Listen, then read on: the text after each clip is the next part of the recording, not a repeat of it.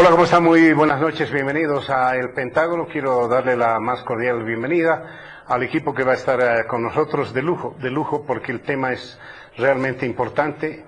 Está Verónica Rocha con nosotros, periodista, ¿cómo te va? Hola Mario, buenas noches. Bien. Gracias por venir siempre. Está con nosotros Karen Longarich. Karen, ¿cómo te va? ¿Cómo estás, Mario? Gracias por venir. Está Andrés Guzmán. Andrés. Buenas noches, gracias por la invitación. Está ahí en la puerta y enseguida entra nada más el ex canciller Gustavo Fernández. Mientras tanto, quiero presentar a Karen Longarich. Karen trabajó muchísimos años en Cancillería, fue directora de Asuntos Internacionales, catedrática de la Universidad Andrés Bello, ¿sí? Bueno, directora de Convenio Andrés Bello. Directora de... Catedrática. Que en realidad se llama, era lo que se llamaba el Instituto Internacional de Integración. Correcto. ¿No es cierto? Correcto, sí. Y recuerdo también, vaya. Estuve en la Universidad Andina. En la Universidad Andina, ¿no? Universidad. Sí, ¿ahora qué estás haciendo? Bueno, soy docente emérita de San Andrés de Derecho Internacional Público, la más antigua, y también dirijo una fundación actualmente. Tengo esas dos actividades, la actividad académica y una fundación que se dedica a la formación de recursos humanos. ¿En qué área? En diversas áreas. Es Fundación IDEA. Es una fundación muy antigua, tiene más de 35 años, trabajo muy interesante. Además, trabajamos con temas de género, de orientación a los grupos vulnerables. Es una institución que ha contribuido muchísimo en Bolivia en la formación de líderes también, líderes para la transformación de la sociedad. Y bueno, siempre he estado en el campo académico y en el campo ¿Estabas en la Universidad Andina, Simón Bolívar? Sí, dirigí la Universidad Andina en La Paz durante algunos años, 3 años, si mal no recuerdo. ¿Recién? También No. un trabajo interesante. No, a partir del 2007 al 2010. O sea, no te acuerdas de Andrés. Andrés es catedrático actual de la... Sí. De la Simón Bolívar, ¿no? Una maestría, ¿no? En la maestría de Relaciones Internacionales. Seguramente fue mi alumno, Andrés, porque fui profesora de la Universidad Andina muchos años en la materia de arbitraje internacional y de integración sudamericana. 20 años, creo que sí.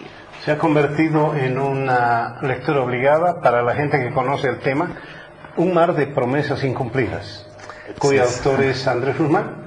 Sí. ¿Cómo te va con ese libro? ¿Bien? Bien, la verdad que muy buena respuesta. Le doy la más cordial, mil disculpas por favor, estamos en pleno programa. Le doy la más cordial bienvenida a Gustavo Hernández. Gustavo, gracias por venir. Ya la conoce a Karen, lo conoce a Andrés. Ella es Verónica Rocha. ¿Qué tal? Les digo quién es Gustavo Fernández. Lo que pasa es que hace 14 años los jóvenes creen que el presidente de Bolivia es Evo Morales. Sí lo es, pero no siempre fue así. Gustavo Fernández fue canciller en 1979, uno de los triunfos más resonantes de la OEA, de Bolivia en la OEA. Él era canciller de Bolivia con Walter Guevara Arce. Uno de los más resonantes triunfos, ¿no? Sin duda. Está en tu libro. Claro que sí, claramente está. Y además es el hito que marca lo que ahora estamos pidiendo, ¿no? Justamente lo que señala esta resolución de la OEA. En este instante vamos a entrar, quiero presentar más que todo. No, claro. Yo pensé que el hito que está en este instante era alguien a que no le van a dar muchos méritos, va a ser el abrazo de Charaña, pero ahorita lo vamos a ver. Gustavo Fernández también fue 4 años ministro de la presidencia con Jaime Paz Zamora, candidato a la vicepresidencia, diplomático. Bien, Gustavo Fernández es Gustavo Fernández. Así que tengo un plantel de lujo, solo los presento, me voy a quedar callado porque de Relaciones Internacionales hay que escuchar a estos 3 señores. Gustavo, Mario, si me permites, ¿puedes hacer, tú que has participado en todo esto, una recopilación muy breve de lo que ha sido la demanda a la Haya? bueno, mi memoria ya no es la mejor, pero déjame ver si me acuerdo de cosas. Recuerdo que el gobierno comenzó con una gestión de aproximación muy intensa con el gobierno de Chile, para construir un clima de confianza en el cual se resolvieran los problemas. Habían convergencias ideológicas y personales importantes entre el presidente Morales y la presidenta Bachelet. El presidente Ricardo Lagos estuvo en la transmisión del mando acá en La Paz, estuvo en el departamento del presidente Morales. Era un ambiente muy interesante. Se depuso la agenda de Algarve con un nuevo nombre, la agenda de los 13 puntos, pero en esencia era la agenda de Algarve, que había costado trabajo aprobar porque significaba retomar el tema de las negociaciones sobre el mar entre Bolivia y Chile. Avanzaron varias conversaciones muy importantes. Recuerdo que se dijo en un momento determinado el propio presidente Morales que Ana María Romero de Campero era su representante personal y que en esa condición había conocido regiones en las cuales se podía buscar una solución al problema en territorio que no era peruano. Parece que esa era una de las condiciones de ese diálogo.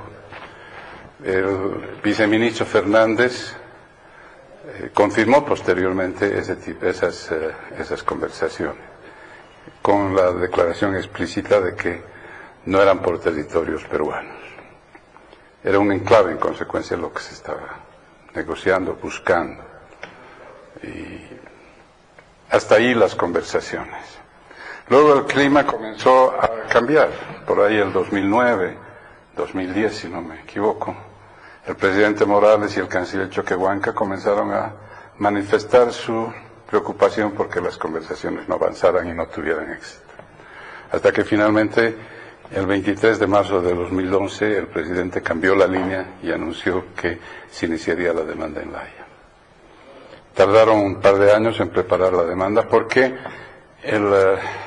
parece, porque eso no está confirmado, parece que la intención original de la demanda era pedir la revisión o la nulidad del tratado de 1904. Y que esa línea original fue modificada luego de que se consultó la opinión del equipo de abogados, de los equipos de abogados que se fueron contratando hasta llegar a este último equipo, que decidió presentar la demanda en abril del 2013, pidiendo que la Corte confirmara, ratificara o declarara vigente la obligación de Chile de negociar con Bolivia un acceso soberano al Océano Pacífico. 2013. De ahí, ese mismo año, el gobierno de Chile planteó la excepción de incompetencia del tribunal. Perdóname, Gustavo. ¿Hay alguna persona dentro del equipo en específico que haya planteado esto? Que haya planteado lo que se hizo. ¿Hay una persona?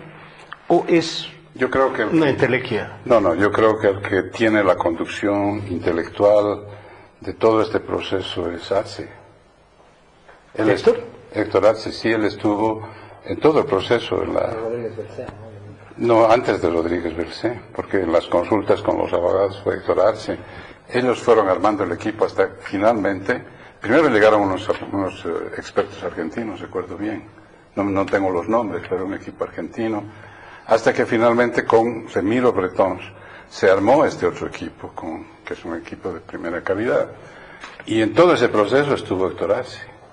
Y luego, cuando el equipo ese había recomendado este tipo de demanda, es que se hizo la propuesta de agente a Rodríguez Bercé.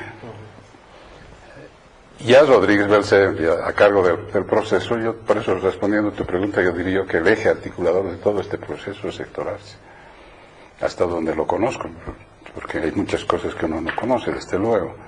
Se presentó la demanda de el incidente de incompetencia del tribunal, que fue resuelto el 24 de septiembre del año 2015. Y luego se hicieron los alegatos orales este año, en marzo de este año, y esperamos el fallo el 1 de octubre. Yo he venido repitiendo muchas veces, no necesariamente con el asentimiento de todos, pero esa es mi impresión personal, de que lo más importante del proceso se resolvió ya, en el incidente preliminar. ¿Por qué? Porque cuando Chile planteó el incidente preliminar, lo hizo con los argumentos que reservaba para el fondo de la causa. Es decir, con la línea doctrinal histórica de Chile, de que no existen problemas territoriales pendientes con Bolivia, que todos fueron resueltos por el Tratado de 1904 y que los tratados son intangibles, y que tocar el Tratado de 1904, que es lo que Bolivia busca, en su opinión, rompería el sistema internacional. Esa es la argumentación de Chile. Y todavía más claro, entiendo que 2 de estos jueces se abstuvieron, no votaron en contra, se abstuvieron con un argumento que es fundamental. Agarrar y decir, admitir esto, admitir la competencia, estamos tocando el fondo del asunto. Claro, es que era el fondo del asunto, el argumento era el fondo del asunto, y el fallo del tribunal, al reconocer su competencia con la argumentación de que sí existía un problema pendiente, de que ese problema pendiente, que era el acceso soberano, la controversia sobre el acceso soberano de Bolivia al mar, que figuraba en numerosas declaraciones, acuerdos y actos unilaterales de Chile, no había sido resuelto ni por el tribunal, ni por arbitraje, ni por un convenio internacional, y que en consecuencia el tribunal tenía competencia. Pero al decirlo, quebró el espinazo de la argumentación histórica de Chile. A partir de ese momento queda claro, desde el punto de vista jurídico, lo que ya sabíamos desde 1979, cuando esa misma declaración se hizo con carácter político. Existe un problema en América Latina, que es la controversia por el acceso soberano de Bolivia al Océano Pacífico. Se lo dijo en términos políticos el 79 aquí, y la Corte lo declaró así el 24 de septiembre del 2015 en el plano jurídico. Esa es la matriz. A partir de ese momento, el horizonte del juicio es distinto, porque establecida la premisa de que la controversia existe, la pregunta es ahora, ¿y cómo se resuelve esa controversia entre estos 2 estados? Bolivia ha pedido que se lo haga por la declaración del tribunal de que Chile tiene la obligación de negociar de buena fe en un plazo determinado ese compromiso, a partir de numerosas declaraciones de gobiernos, de las cartas de 1950, de las negociaciones de Charaña del 79 y de la resolución de la OEA de 1983.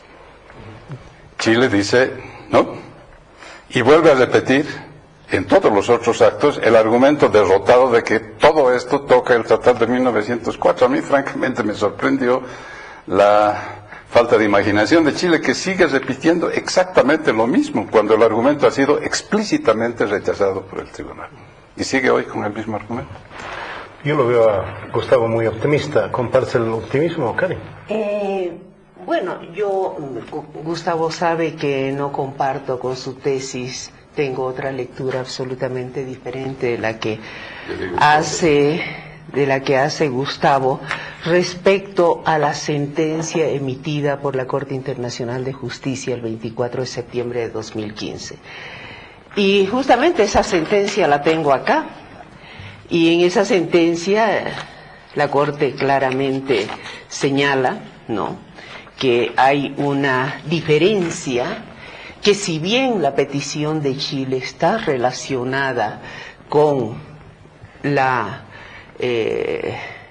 apertura de un espacio soberano para Bolivia, esto no debe afectar directamente a los medios para llegar a ese resultado.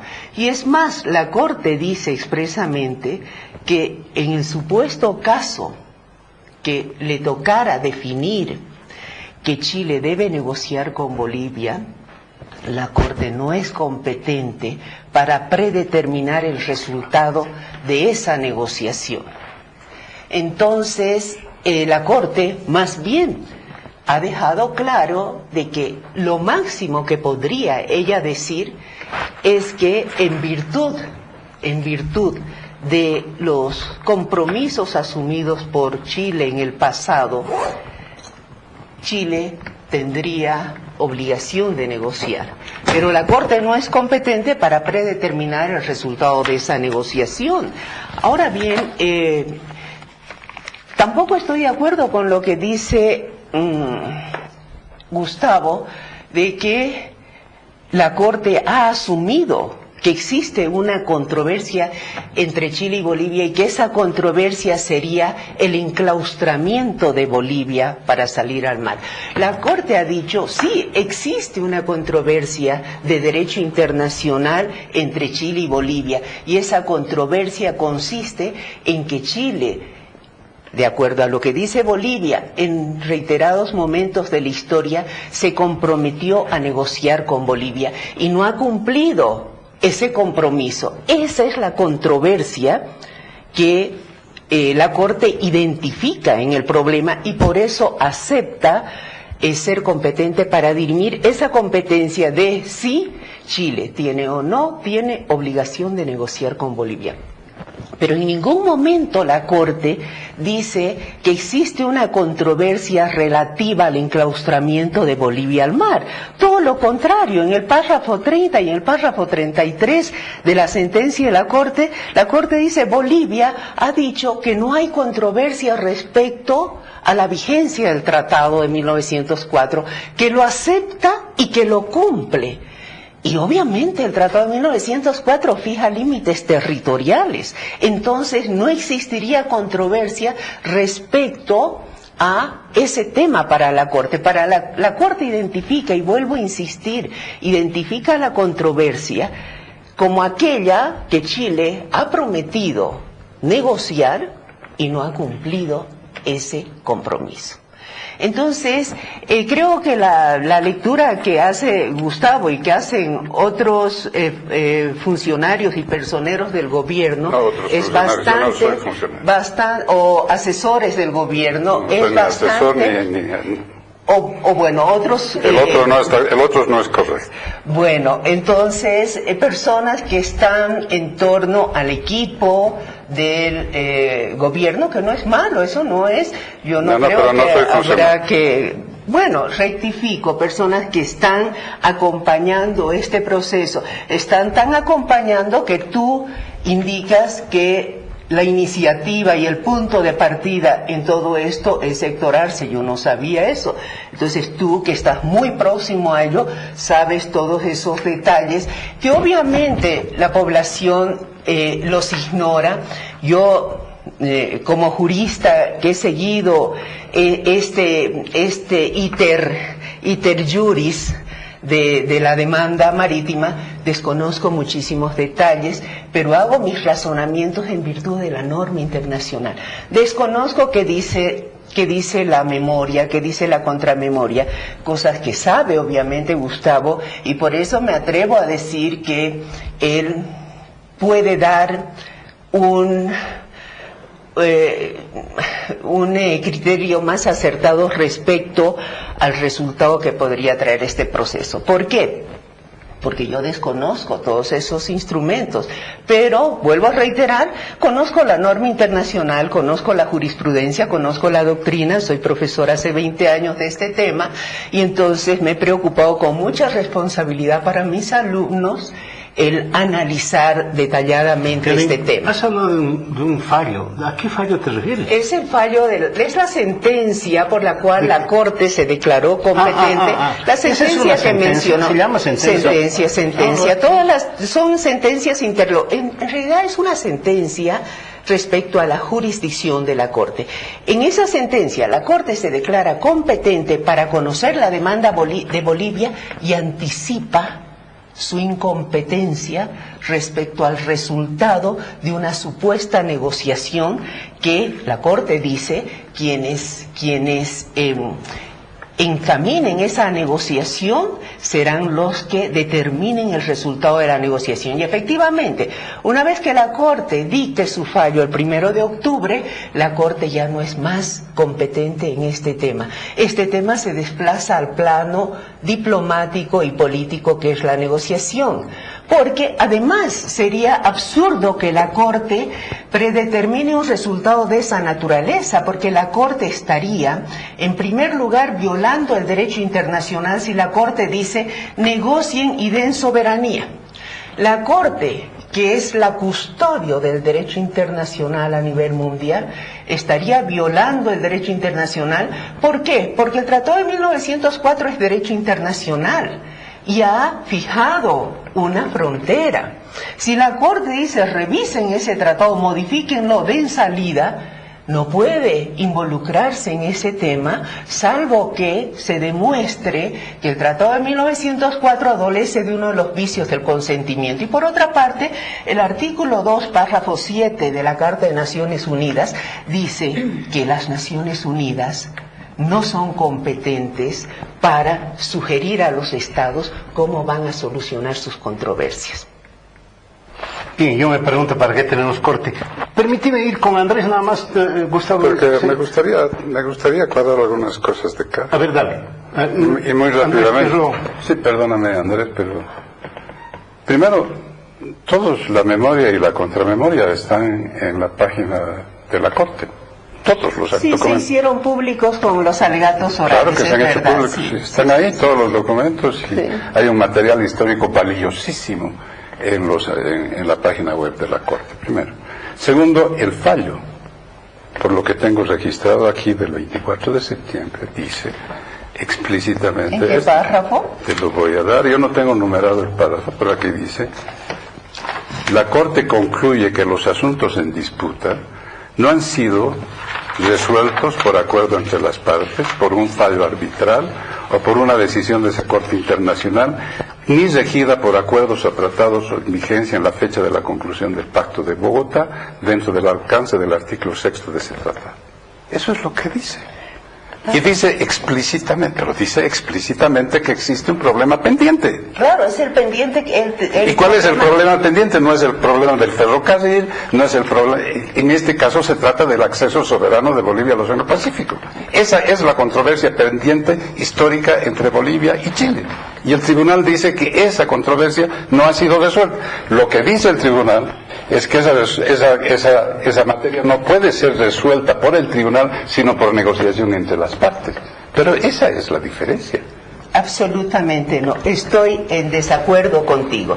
En la parte introductoria del fallo, párrafo 32, dice: la Corte considera que si bien puede asumirse que el acceso soberano al Océano Pacífico es al final el objetivo de Bolivia, debe hacerse una distinción entre ese objetivo y lo que es la disputa misma. Así es, ¿Tiene o no obligación de negociar? Pero espérate un momentito, no, porque aquí cortémosla, porque este es el punto. Porque ese es exactamente el punto. La disputa es sobre la obligación de negociar. ¿De negociar qué? Es la pregunta siguiente. Y se responde en el primer párrafo: es el acceso soberano de Bolivia al Océano Pacífico. Insisto que no. Bueno, pero es tu opinión. Es mi opinión, que también es válida. Desde luego, pues desde luego, pero es tu opinión. También es válida. La diferencia es que los fallos de la Corte, ¿no?, se prestan a lecturas antojadiza muchas veces, que es lo que quisiéramos las partes que ocurra. Y por eso hay un artículo en el reglamento de la Corte Internacional de Justicia que dice: en caso de que las partes tuvieran divergencias en la interpretación de los fallos, las partes pueden acudir a la Corte Internacional de Justicia pidiendo, ¿no?, una interpretación de los fallos. Entonces, yo creo que, claro, la divergencia que existe entre la interpretación que haces tú y yo prácticamente es intrascendental. Cuando se dicte el fallo, vamos a ver, ¿no?, qué es lo que realmente dice la Corte. Obviamente, yo como boliviana quisiera que se falle a favor de Bolivia, y sé que el fallo va a ser limitado. Declara la Corte que se sienten a negociar. Jamás una Corte Internacional de Justicia puede decirle a otro Estado con tal resultado las negociaciones. Pero sí puede tratar el tema. Pero si le obligaron a Francia a parar las pruebas atómicas en el otoño. Son otros casos, hay tratados. Obviamente, hay tratados. Le pondremos un poquito de paño frío a esto. Andrés, dale. Sí, bueno, creo que aquí también el punto es saber si Bolivia puede acceder al mar soberanamente sin modificar el tratado de 1904. Y la respuesta es sí, claro, sí se puede. O sea, es decir, no es limitante el tema del tratado. Es un tratado de límites efectivamente, pero que define la línea que divide a los dos países. Mientras no toquemos esa línea, no estamos alterando el tratado. Es decir, mediante un enclave, mediante una cesión en una isla, no se necesita modificar el tratado. Entonces, el acuerdo se puede lograr entre las partes y darle una salida soberana al mar a Bolivia sin modificar el tratado, porque Bolivia respeta, porque Bolivia reconoce la validez de ese tratado y, a diferencia de Chile, lo ha cumplido y lo ha respetado durante más de 100 años. Entonces creo que ese es un elemento importante, y si bien el objeto de la demanda es la obligación de negociar un acceso soberano al mar, eso no nos impide que podamos resolver el tema en una negociación. O sea, es decir, obviamente va a depender de Bolivia, va a depender de qué ofrezcamos en esa negociación, de cómo la planteemos, de cómo negociemos, ¿no? No nos va a dar el fallo una salida al mar, eso ya lo sabemos. No vamos a tener una salida soberana al mar el 1 de octubre, ¿no? Pero nos va a abrir una negociación en la cual va a depender de nosotros. Y eso, obviamente... ¿Nosotros quiénes? De nosotros, Chile? los bolivianos. ¿Perú no existe? Claro, también, Perú tiene el tratado de 1929, Perú no. Pero sí, ustedes deben saber más que yo. El tratado habla de ciertos límites, no incluye Iquique, el tratado de 1929. Podría pensarse en eso, por ahí me estoy adelantando mucho. Lo que no me estoy adelantando es que debe ir a un corte, ¿no? Bien, mil disculpas, por favor. Luego los mensajes, vamos a continuar.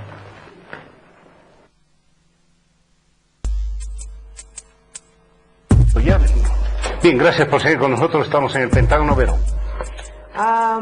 Pues feliz de estar con gente que sabe tanto del tema. Creo que hay muchas aristas a partir de la cual se puede ver el tema.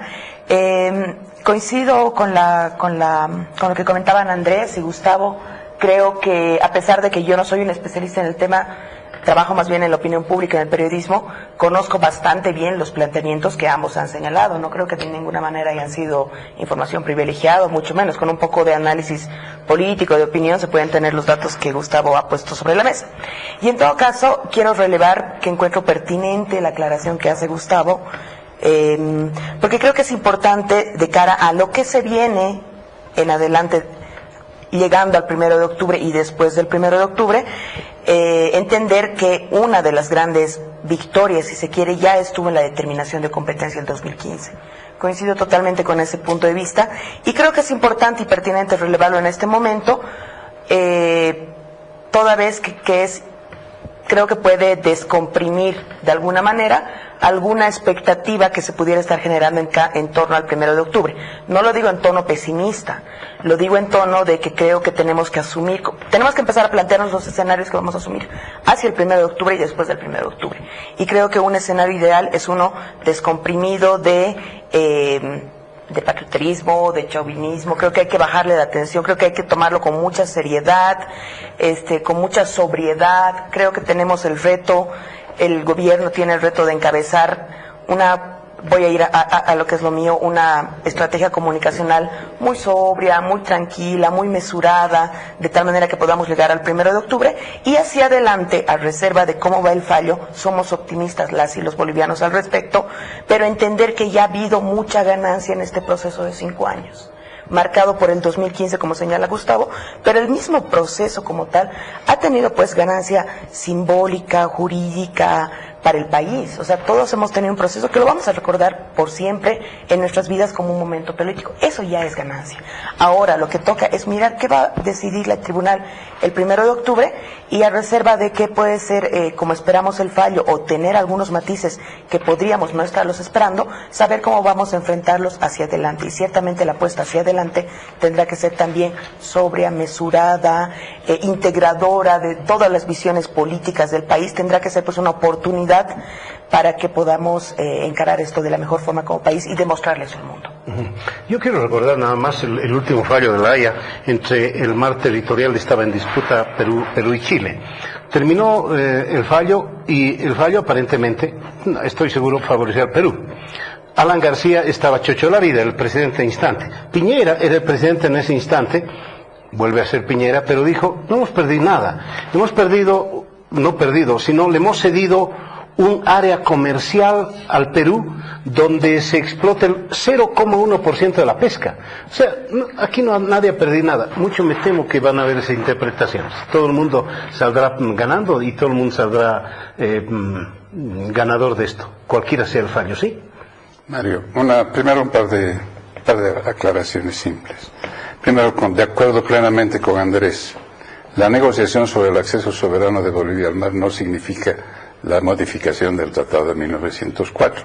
No solo en territorios como los que ha señalado Andrés, sino en el norte de Chile, como lo señaló el Tratado de 1929, que se refería a territorios que no estaban en el Tratado de 1904.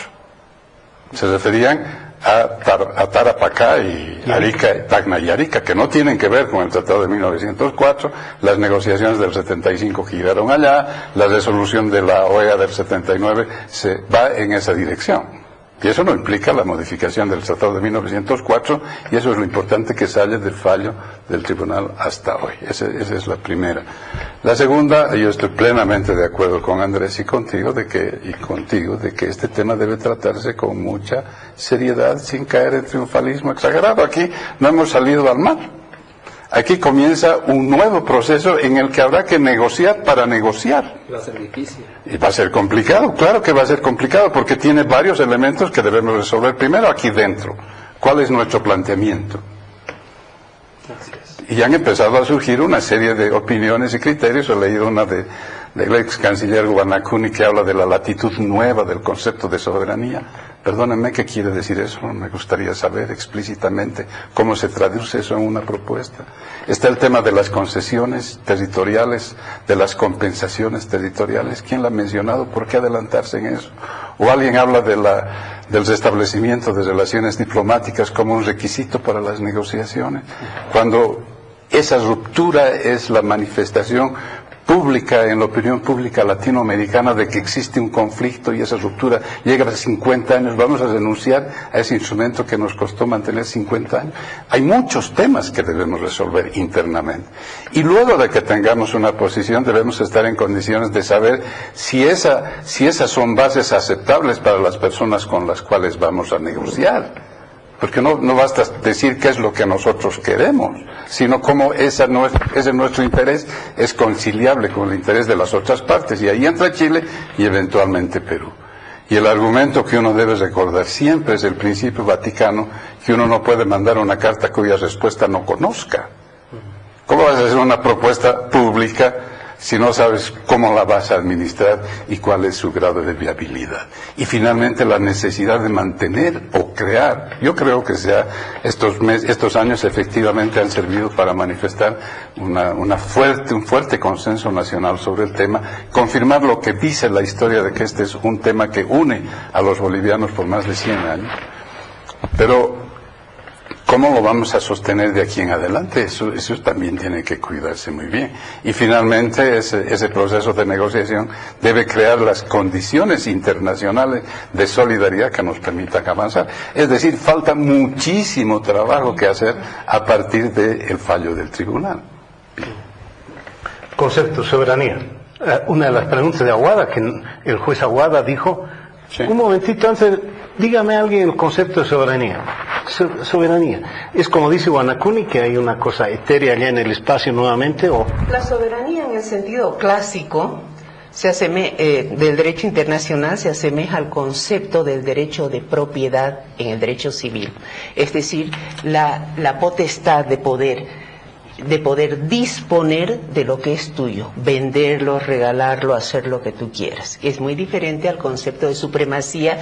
El concepto de supremacía, figura que también se manejó para el tema de la salida de Bolivia al mar, es simplemente la posibilidad de usar y disfrutar. En cambio, soberanía es es la capacidad que tienen los estados de definir, de disponer de su territorio, esto respecto al territorio, ¿no? Y que la soberanía es indelegable, imprescriptible, etcétera, etcétera. Ese es un concepto clásico. Hoy en el derecho internacional se maneja otro concepto que se llama concepto funcional de cancillería o de soberanía. La soberanía funcional, es decir, la potestad que tienes respecto a los organismos internacionales de cederle ciertas atribuciones, por ejemplo, a los esquemas de integración para que ellos determinen ciertas facultades que tienen los estados, pero en eso también se puede patentar la soberanía de un estado de ceder y quitar. En el tema territorial creo que no hay mucho conflicto respecto a lo que es soberanía. Me permites un puntito simple. Hasta donde yo sé, en el derecho internacional, no soy profesor de derecho internacional, la soberanía es esencialmente el monopolio de competencias de un territorio determinado. Eso aprenden los expertos en relaciones internacionales y está de acuerdo, no contradice lo que yo estoy diciendo, Gustavo. No lo contradice, y pero lo tampoco complementa. añade nada a lo que he dicho. ¿Cómo no? De ninguna manera, de ninguna manera, bueno. de ninguna manera. Sí, bueno, es un tema que da mucho para hablar, ¿no? Pero es muy interesante escuchar todo este debate.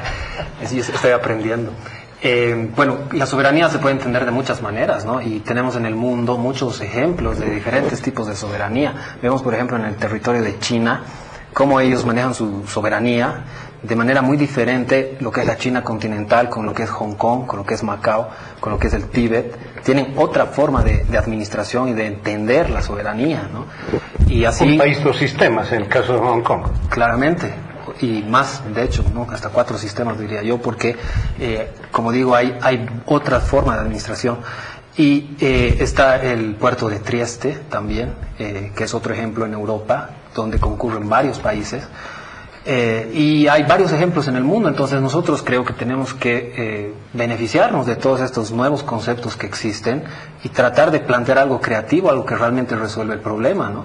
Porque no por encapricharnos con que tener un territorio que lo podamos ceder, porque finalmente no queremos cederlo, vamos a perder la posibilidad de acceder al mar, ¿no?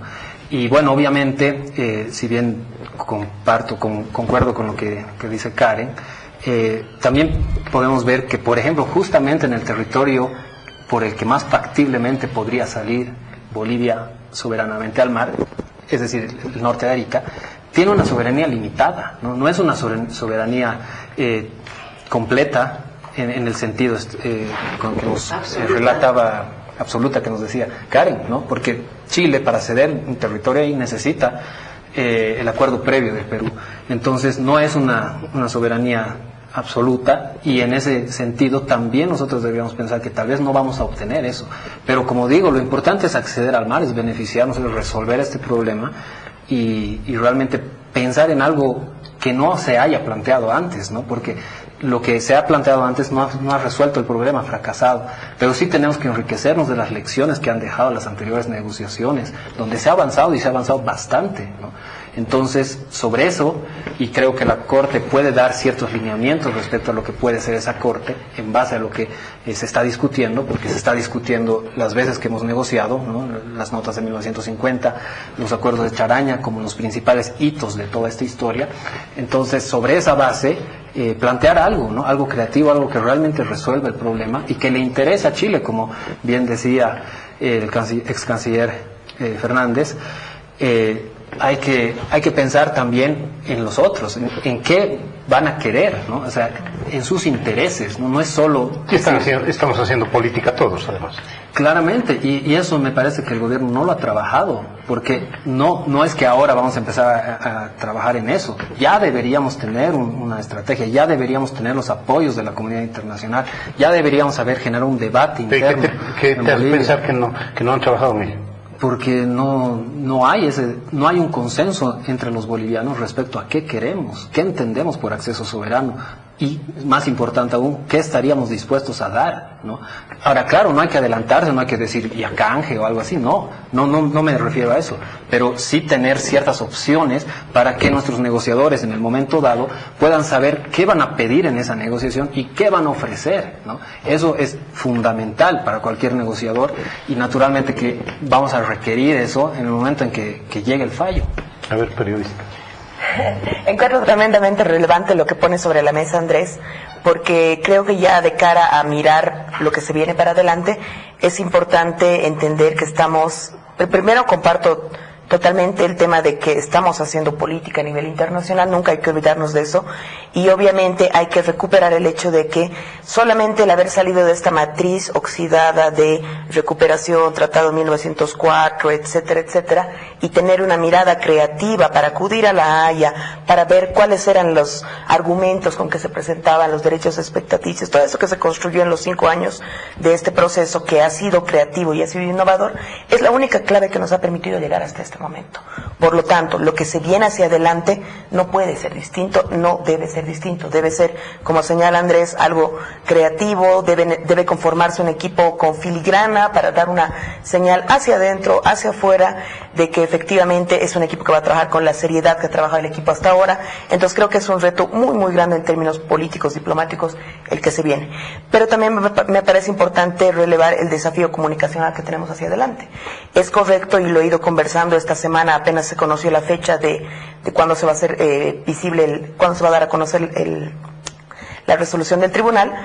Hay un desafío comunicacional ahí muy grande. Hay que hacer un trabajo comunicacional en el que de manera interna en el país estemos muy claros de cuáles son las opciones que tenemos, qué es lo que buscamos, podamos también tener algunas flexibilidades respecto a las expectativas propias, reales y existentes, porque es eso lo que va a fallar el tribunal, y que eso podamos de la mejor manera transmitirlo hacia afuera, porque esa sensación interna, que ahora, que realmente es un desafío, porque no sabemos qué va a traer el fallo del tribunal, podamos transmitirlo de manera efectiva a Chile, porque al final del día es eso lo que vamos a llevar a una negociación, que obviamente será en las esferas políticas y diplomáticas, pero que tiene que tener el respaldo simbólico de una ciudadanía en su totalidad convencida y apostando por eso, porque además se viene un proceso largo en el que vamos a tener que hacer que todo eso engrane de la mejor manera. Los chilenos también deben estar pensando lo mismo. ¿Hay lobby?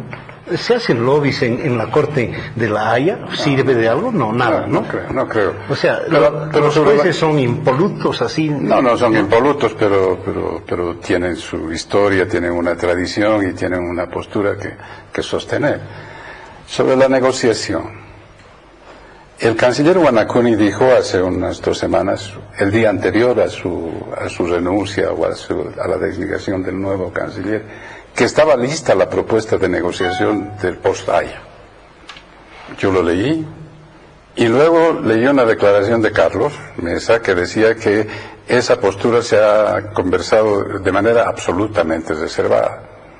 Solo para probar a Karen que yo no tengo la proximidad que la sospecha, yo no conozco nada de esos elementos, ¿no? Pero sin duda ese es un tema que debe trabajarse y no es un problema de gabinete. Es un tema de importancia nacional que requiere una mínima base de consenso nacional, porque de lo contrario no funcionaría. Es decir, es bueno que el gobierno y los círculos que deben trabajar lo hagan con reserva, tienen que hacerlo así, pero el momento en que tenga que manejarse esa fórmula debe ser consultada de manera apropiada con el país. Eso es claro. Fundamental es el apoyo de la comunidad internacional y eso pero tampoco claro, se ha trabajado claramente. En lugar de salir a buscar los apoyos de los países que son clave en esta negociación, hemos ido a los foros internacionales a defender a regímenes autoritarios como Venezuela, como Siria, que no nos sirve de nada. Al contrario, eso nos aísla, ¿no? Y nos pone en una situación muy difícil para lo que va a ser la Corte. Y el otro elemento, son el tema de hacer un consenso, generar un consenso, tener apoyo de la comunidad internacional, ¿no? Y también hay que generar un ambiente de negociación con Chile, es decir, hay que llevarse bien con Chile. Eso también. Somos tan belicosos acá como ellos allá. Pero siguen los twitters del presidente, de los ministros. Y de Piñera. Agresivos. Claro, los chilenos quieren descomponer la cosa. Piñera hizo una declaración brutal. Naturalmente. Fue una guerra abierta la ganamos de buena ley y ellos deben aceptar el resultado. Lo dijo Piñera. Sí. Es que los chilenos quieren destruir cualquier posibilidad. Para ellos mejor que las cosas se tensionen. Lo que ahora tenemos que hacer es bajar las cosas y tratar más bien de entendernos y mostrarnos como un país conciliador, pero al contrario, sigue la campaña agresiva, ¿no? Yo pensé que ya iba a parar ahora, que ya por lo menos han anunciado, y esto ha sido desde el principio, ¿no? Yo desde el principio veía que no hay una coherencia entre nuestra demanda, que plantea un arreglo pacífico de solución de controversias mediante una negociación, y la política que ha acompañado esa demanda tan dura con Chile, tan agresiva, innecesariamente, ¿no? Porque si bien obviamente hay un rédito político de esa dureza, al final le va a pasar la factura al mismo gobierno el momento que tenga que negociar con Chile. Los chilenos no quieren saber de Evo Morales, y eso es algo que el propio presidente se lo ha ganado con su agresividad, y eso, le digo, le va a pasar factura, porque al final no va a poder ser, no están dadas las condiciones para negociar en este momento, y va a tener que venir otro gobierno, y creo que en ambos países, porque tampoco los chilenos tienen ninguna predisposición. Entonces, las condiciones en las que llegamos a este hito fundamental, este hito tan importante de la historia, porque si lo vemos desde la perspectiva histórica, realmente es algo increíble haber llegado aquí. Creo que la forma en la que se ha manejado no ha sido la correcta, no ha habido un acompañamiento, no ha habido tal vez un asesoramiento más cercano, ¿no?, de lo que realmente había que hacer.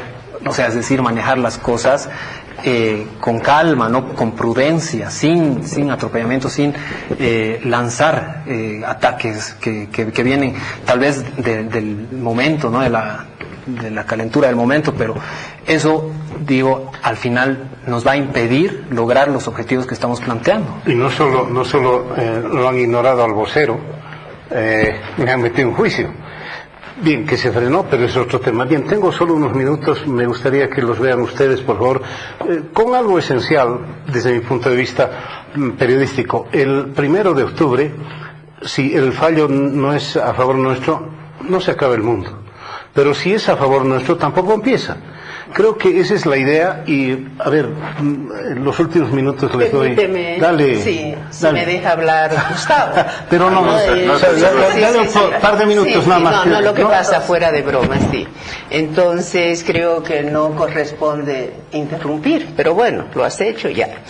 Yo no estoy muy segura si esto hubiese sido la mejor medida adoptada por el gobierno, iniciar el proceso en La Haya para llamar a negociar a Bolivia. No estoy. De por ahí, bueno, tal vez ya todos saben el resultado del fallo.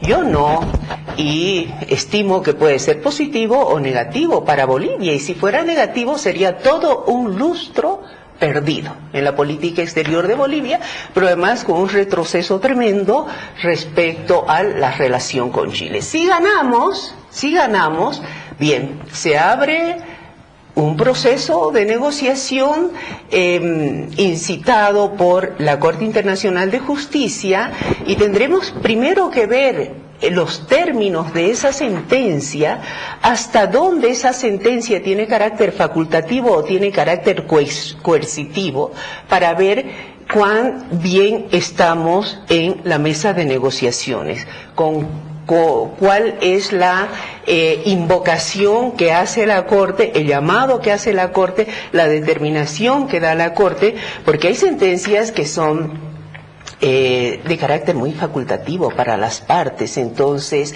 ahí hay mucha flexibilidad. Yo insisto, los conflictos internacionales como este, que no están asentados en una norma jurídica, porque no hay una norma jurídica que obligue a Chile a darnos una salida al mar.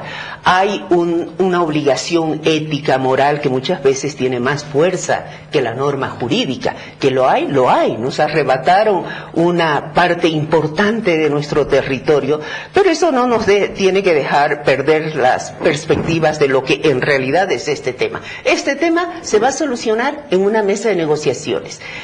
Cuando las partes, donde además hay asimetrías entre las partes, el poderío claro de Chile frente a nosotros, económico, militar, ellos son dueños del territorio que nos quitaron, ya, perfecto. Pero entonces tenemos que pensar que nosotros somos la parte débil en la mesa de negociación, la parte que está imbuida o que está revestida de mucha expectativa, ¿no? Y, si tú quieres, de la simpatía de la comunidad internacional. Pero nosotros tenemos que persuadirlos a ellos. Nosotros no podemos desafiarlos a ellos. Primero leamos la sentencia, qué es lo que dice la sentencia y hasta dónde la Corte lo obliga a Chile a negociar, con qué perspectivas para negociar. El proceso de negociación, y con Karen, esto termino. No creo que no te va a interrumpir, Gustavo, tengo que hacerlo yo. ¿Ya? Ya me están votando del canal. Gustavo, dale, lo último. No sé si todavía tengo 30 segundos, pero yo espero con confianza, sin triunfalismo. Creo que sigue el proceso que lleve 130 años, que demuestra que Bolivia no va a ceder en su demanda de acceso soberano al mar, que cuenta con la solidaridad internacional, no simpatía solamente. Yo me resisto a calificar la resolución de 1979 como una expresión diplomática de simpatía a Bolivia. Quien lea ese texto va a encontrar que va muchísimo más allá de esa expresión. Espero que nos vaya bien. ¿Optimista? También creo que vamos a ganar. Creo que hay mucho que la Corte tiene que dar, y como de hecho que tiene que decir, como decía Gustavo, la sentencia del fallo preliminar ha marcado ya en cierta forma el camino, y en el juicio de fondo Chile ha demostrado que ya no tenía más argumentos. Chile ha insistido con lo del tratado, y ahí es donde se va a definir, ¿no? ¿Optimista, Berito? Cauta, ojalá discursivamente no nos gane la emoción, la pasión por el tema que nos convoca desde niños, que nos toca el corazón desde siempre. Todos tenemos que ser muy cautos, muy sobrios, muy serios. Esperemos, ya hay buen trabajo, ya hay ganancia, esperemos a ver qué pasa. Pero lo que sí no tenemos que hacer es el lloriqueo eterno, es decir, romper relaciones como con Banzer tras eso, o 5 minutos de silencio tras el enfoque fresco. Hay que seguir adelante. Gustavo, no sabes cómo te agradezco. Qué presencia, por favor, de lo que más han... La discusión con Karen. Una maravilla. Karen, gracias, de verdad. Gracias. Muy esclarecedor para todos. Andrés, gracias. A Tejo Murillo por la producción, a ustedes por habernos seguido. Será hasta el próximo domingo. Hasta esa pelea.